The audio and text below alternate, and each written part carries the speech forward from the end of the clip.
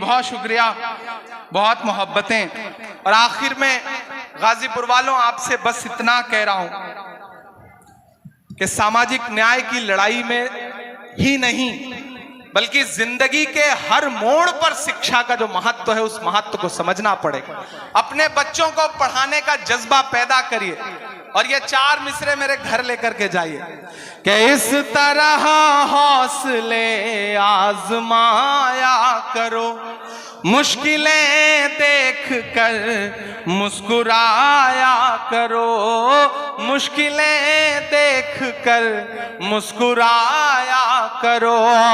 दो निवाले भले कम ही खाया करो, अपने बच्चों को लेकिन पढ़ाया करो, अपने बच्चों को लेकिन पढ़ाया करो। शिक्षित होइए, संगठित होइए।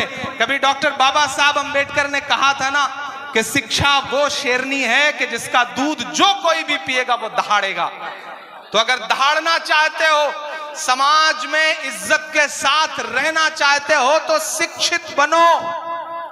बिना शिक्षा हासिल किए, बिना पढ़े, इसलिए मत पढ़ो कि नौकरी मिल जाएगी। सिर्फ नौकरी का मकसद बना के मत पढ़ो, इसलिए पढ़ो कि समाज में इज्जत के साथ जीना है। और अगर किसी के साथ जुल्म हो रहा है, वो कोई भी हो, वो दलित हो, पिछड़ा हो, आदिवासी हो, महिलाएं हो, युवा हो, अगर उनके साथ जुल्म हो रहा है तो अपने इल्म का इस्तेमाल उस जुल्म को रोकने के लिए करो। अल्लाह के रसूल ने कहा है ना कि इल्म हासिल करो चाहे चीन तक जाना पड़े। तो चीन जाने से मुराद मुझे लगता है उस दौर में यही थी कि कितनी भी मुश्किल आए, कितना भी दूर जाके इल्म हासिल करना पड़े, लेकिन इल्म हासिल करो और डरना बंद करो। आखिर में डरना बंद करो। हुकूमत यह दिखाना चाहती है कि तुम्हारी चूड़ी टाइट कर रहे हैं इसलिए लोग खुश हो रहे हैं। एक तबका है ना जो इस बात पे खुश है कि तुम्हारी चूड़ी टाइट हो रही है। नहीं, डरना बंद करो। एक बुरा दौर आया है, टल जाएगा। वक्त का क्या है, एक दिन बदल जाएगा, बदल जाता है वक्त। और जो डराने की साजिशें लेके बैठे हैं उनसे बस इतना कह के जाता हूं कि मत समझना डराने से डर जाएंगे। मैंने कहा ना, मैं बीर अब्दुल हमीद की सरजमीन पे खड़ा हूं। मैं ब्रिगेडियर उस्मान से लेकर के डॉक्टर मुख्तार अंसारी की सरजमीन पे खड़ा हूं। मैं राम उग्रा पांडे की सरजमीन पे खड़ा हूं। तो ये मिसरे पढ़ के जाता हूं कि मत समझना डराने से डर जाएंगे। खालिद अमीर साहब ने हमें चाय तक नहीं पिलाई है अभी, लेकिन आपको नाश्ता कराने जा रहे थे। ये कमाल है खालिद अमीर साहब का कि स्टेज पर चाय, अच्छा चाय नहीं पिलाई तो चलो ये काम तो ठीक ही किया, चाय वाला कोई मसला न रह जाए तो ज्यादा ठीक है। देखिए, मैं तो आजकल एक काम करता हूं विश्वविजय भाई, तो राजनीतिक आदमी है, कभी कभी इस तरह की टिप्पणियां भी जरूरी है कि मैं कहीं किसी होटल पे, किसी ढाबे पे या किसी भी बच्चे को चाय ला करके सर्व करते हुए देखता हूं तो मैं कोशिश करता हूं कि उसे ले जाके किसी स्कूल में एडमिशन दिलाऊं ताकि वो आगे चल करके मुल्क का भविष्य ना खराब कर सके, वो पढ़े लिखे ताकि।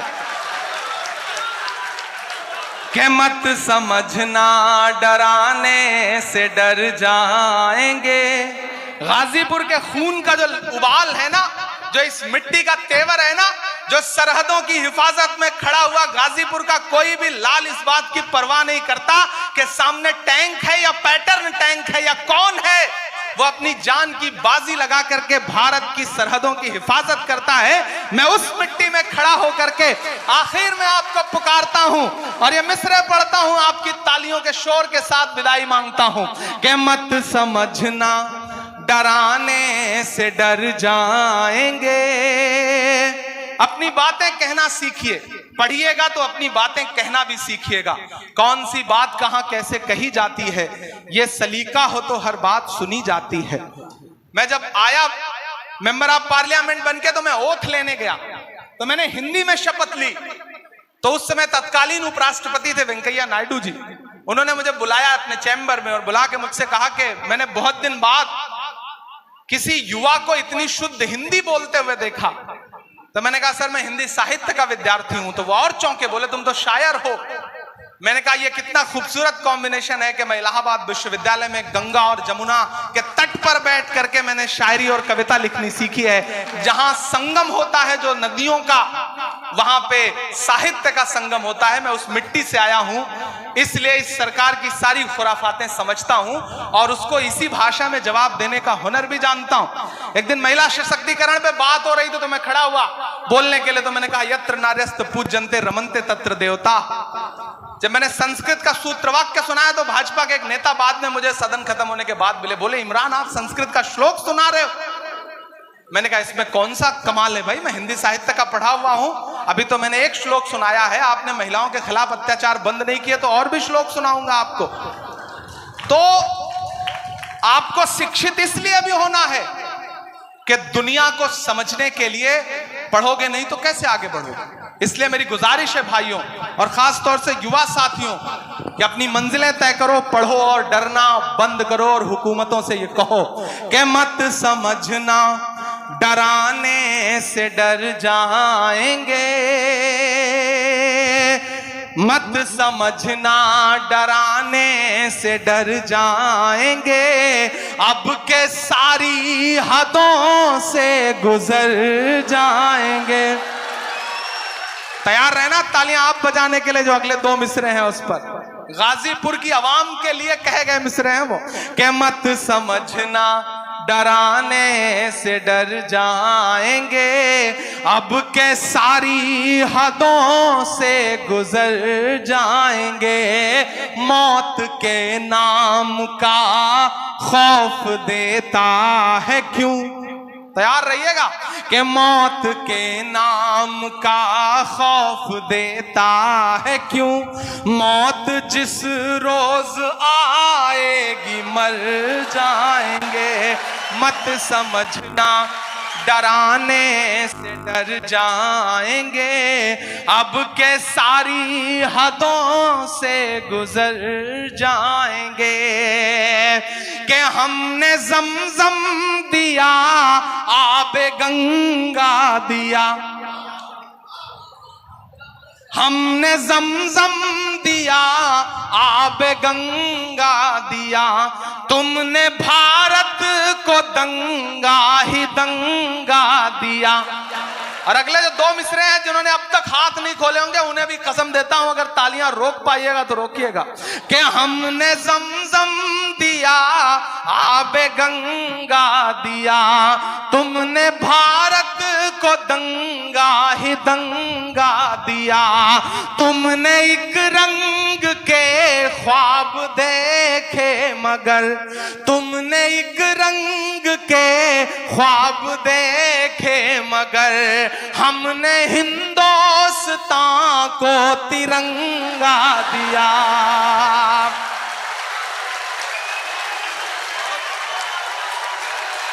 बहुत शुक्रिया।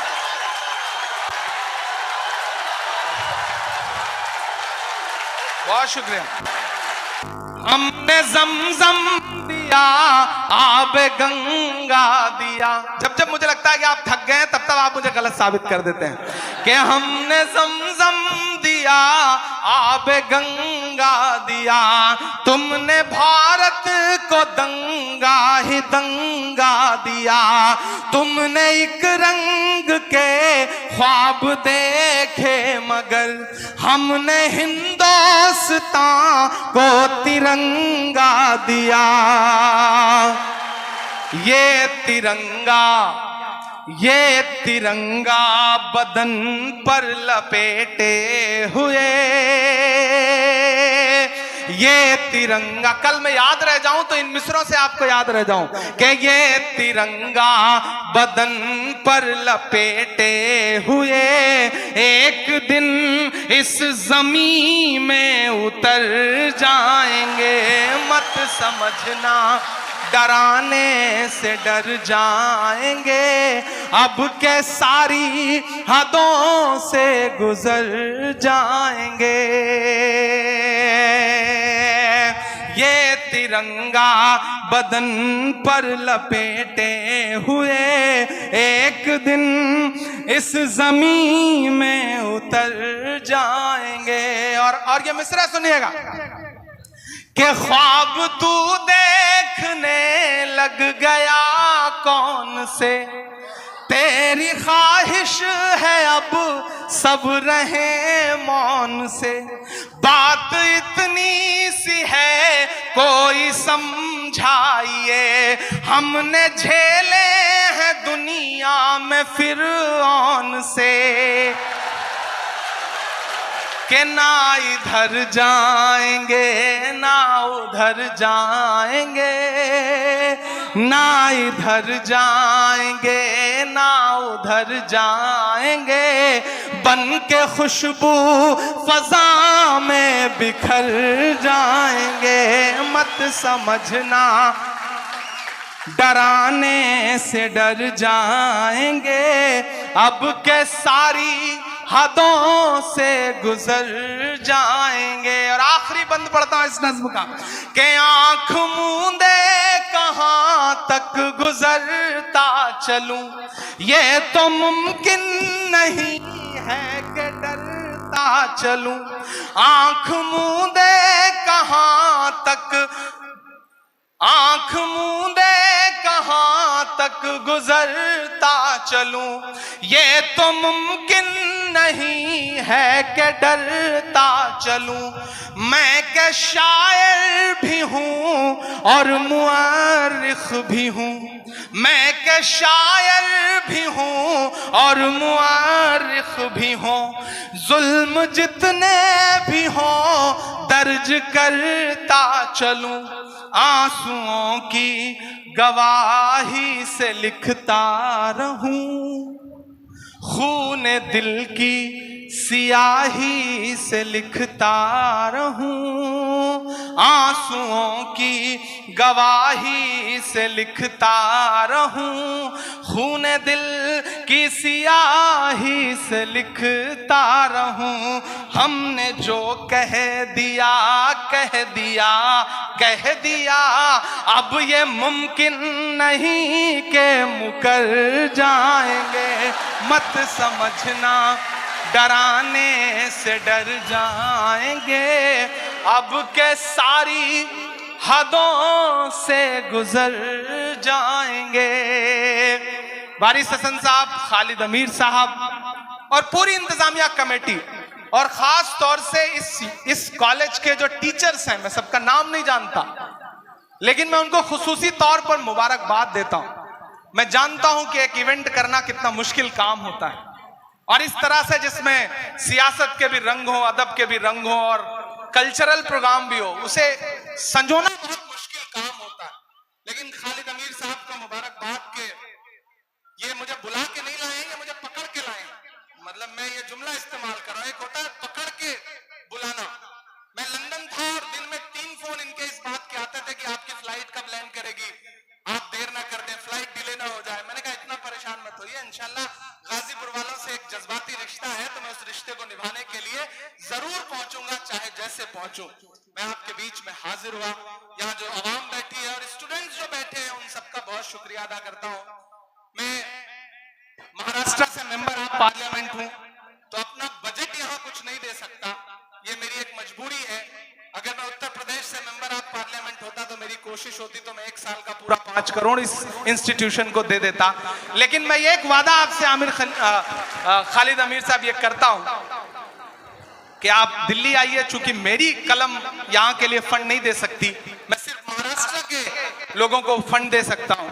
लेकिन ऐसे कई राज्यसभा मेंबर ऑफ पार्लियामेंट हैं जो हमारे साथ उत्तर प्रदेश के हैं और हमारे साथ हैं, हम उनके कहीं काम आ जाते हैं, हम उनसे कोई काम ले लेंगे।